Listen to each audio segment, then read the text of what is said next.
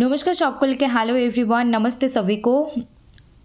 आज अभी तो 11 बजने वाले हैं। अभी तो ये इवनिंग टाइम नहीं है, नाइट हो चुके हैं। बाय द वे थोड़ी बिजी थी मैं, इट्स ओके। शुरू करते हैं। पहले बंगाली और हिंदी दोनों में ही एक साथ कहूँगी और क्वेश्चंस जो है वो इंग्लिश में है, इसीलिए इंग्लिश में अलग से नहीं कहूँगी। यहाँ से प्लीज़ देख लेना और जल्दी ख़त्म करने की कोशिश कर रही हूँ क्योंकि already time is over. So let's get started. আজকে তাহলে শুরু করা যাক, যদিও একটু দেরি হয়ে গেছে। তো শুরু করা যাক। আজকে আমরা যে আদার্স প্রশ্ন আছে সেগুলো নিয়ে আলোচনা করব। যে প্রশ্নগুলো আলোচনা করা হচ্ছে না বা বাকি থাকছে ডেফিনেটলি সেগুলো নিয়ে আলোচনা করা হবে, পরে আলোচনা করা হবে। বাদ কোনোটাই যাবে না, সবই আলোচনা করা হবে। শুরু করা যাক। আর তার আগে আবারও মনে করিয়ে দেবো, এই ধরনের ভিডিও পেতে আপনাদেরকে করতে হবে এসবি লিটারেচারকে প্রচুর পরিমাণে like comment share and subscribe. SB literature को ज़्यादा से ज़्यादा like comment share and subscribe कर दीजिए। Please do like comment share and subscribe to SB literature. 97 number question. Who among the following called John Dryden as the father of English criticism and affirmed that modern English began with Dryden's essay of dramatic poesy? Option 1 Alexander Pope, option 2 Jonathan Swift, option 3 Samuel Johnson, option 4 Charles Lamb.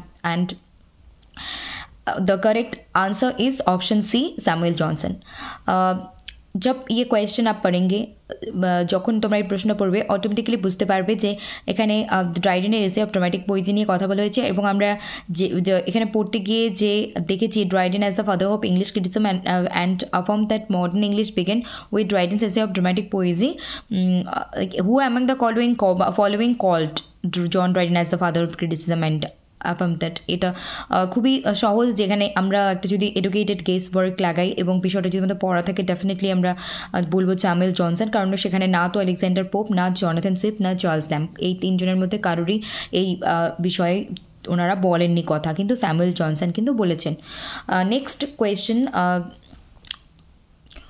तो ये question अगर आप पढ़ेंगे तो आप लोग एक educated guess लगा सकते हैं जो कि सैमुअल जॉनसन यहाँ पे आंसर है, क्योंकि बाकी तीनों अगर आप पढ़ेंगे तो आप लोगों को लगेगी कि जो हम एसे ऑफ ड्रामेटिक पोइजी के बारे में बोल रहे हैं, ड्राइडन के बारे में बोल रहे हैं, यहाँ पे हमें जॉनसन के ही बारे में पता चलते हैं, ना कि इन तीनों के बारे में। Okay, next 98 number matching.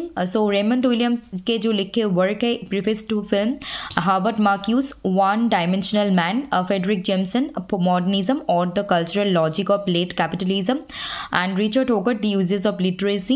यहाँ पे मैं एक्स्ट्रा इन्फॉर्मेशन यही कहूँगी कि क्रोनोलॉजी मतलब পাবলিকেশন ডেট ইয়ার্স को याद रखिए। এখানে আমি বলবো যে এক্সট্রা করে পাবলিকেশন ডেটগুলোকে নিজেরা একটু লিস্ট করে রাখা, কারণ এখান থেকে চাওয়া হতে পারে, আর এনাদের আদার্স ইম্পর্টেন্ট লেখাকেও ক্রোনোলজিক্যালি রেডি রাখা। Next question. while documenting when a block quotation used in prose? Interesting question. Here option 1 is correct. If a quotation runs in more than 4 lines in prose, यहाँ पे हम देख रहे हैं कि pros के बारे में पूछे गए हैं, एक ही चीज़ पोइट्री के बारे में भी पूछे जा सकते हैं। ये एक एक्स्ट्रा इन्फॉर्मेशन जो कि मैंने कलेक्ट करके लेकर आई हूँ। अगर पोइट्री के बारे में पूछा जाए, while documenting when is a block quotation used in poetry, then the right answer will be longer than 3 lines. Okay, if a quotation runs in more than 3 lines, then it will be correct answer when it talks about poetry. And when it talks about prose, then the correct answer is if a quotation runs in more than 4 lines. তাহলে এখানে প্রোজের ব্যাপারে জানতে চেয়েছি, এটাই যদি আবার পোয়েট্রির ক্ষেত্রে জানতে চাওয়া হতো তাহলে কিন্তু রাইট আনসার হতো মোর দেন 3 লাইন্স, কিন্তু প্রোজের ক্ষেত্রে মোর দেন 4 লাইন্স আনসার হবে। এবং যে বিষয়টা আমাদের একটু আলাদা করে গুগল থেকে পড়ে রাখা ভালো, কারণ ইন্টারেস্টিং টপিক।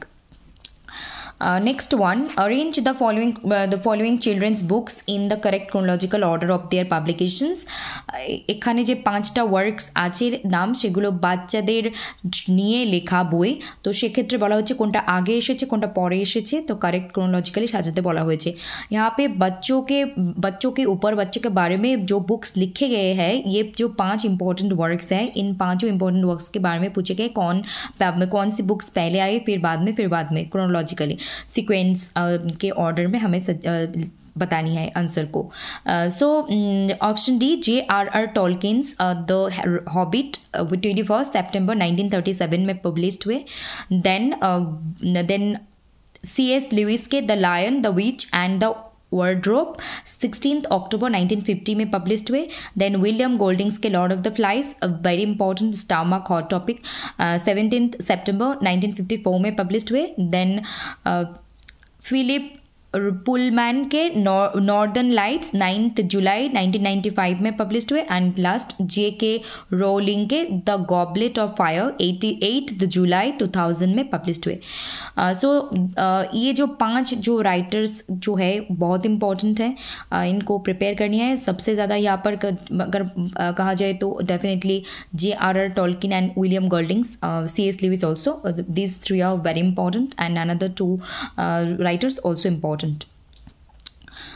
সো এখানে আমাদেরকে প্রিপেয়ার করতে হবে 5 জনকেই, তার মধ্যে উইলিয়াম গোল্ডিংস, J.R.R. টলকিন এবং C.S. লিউইসকে বেশি ইম্পর্টেন্স দিতে হবে। আর উইলিয়াম গোল্ডিংসের specially lord of the flies detail study করে রাখতে হবে। এখান থেকে ক্যারেক্টার বেসড প্রশ্ন চাওয়া হয় আর এবং থিম বেসড প্রশ্ন চাওয়া হয়, প্রিপেয়ার থাকতে হবে। আর এগুলোর ক্রোনোলজিক্যালি এখানে আমরা পড়ে নিলাম, কিন্তু এছাড়াও এনাদের আদার্স যে লেখা আছে সেগুলো সম্পর্কে একটু জানতে হবে, কিন্তু লর্ড অফ দ্য ফ্লাইজকে ডিটেইলস পড়তে হবে আর বাকিদেরকেও একটু দেখে রাখতে হবে। So that's it for today. এখানে তাহলে আমরা সমাপ্ত করছি এবং আমি এর আগেও বলেছিলাম যে আমরা খুব তাড়াতাড়ি এই মর্নিং শিফটের কোয়েশ্চেনগুলোকে কমপ্লিট করে এক্সাম পয়েন্ট অফ ভিউ থেকে আরও বিভিন্ন বিষয় নিয়ে আলোচনা শুরু করব। ठीक है, नमस्ते सभी को, गुड नाइट, क्योंकि बहुत रात हो चुके हैं already. So please do like, comment, share and subscribe and stay connected with SP Literature. Please hit the bell icon so that you never miss an updates and take care. Good night. সবাইকে নমস্কার, ধন্যবাদ। দেখতে থাকুন SP literature, like, comment, share and subscribe. আর হচ্ছে আজকের জন্য এতটুকুই। আমরা খুব তাড়াতাড়ি এগুলো বিষয়ে কমপ্লিট করে আরও অনেক কিছু বিষয় নিয়ে আলোচনা করব। सभी को नमस्ते, धन्यवाद। अच्छे रहिए, खुश रहिए, पढ़ते रहिए and like, comment, share and subscribe. Thank you.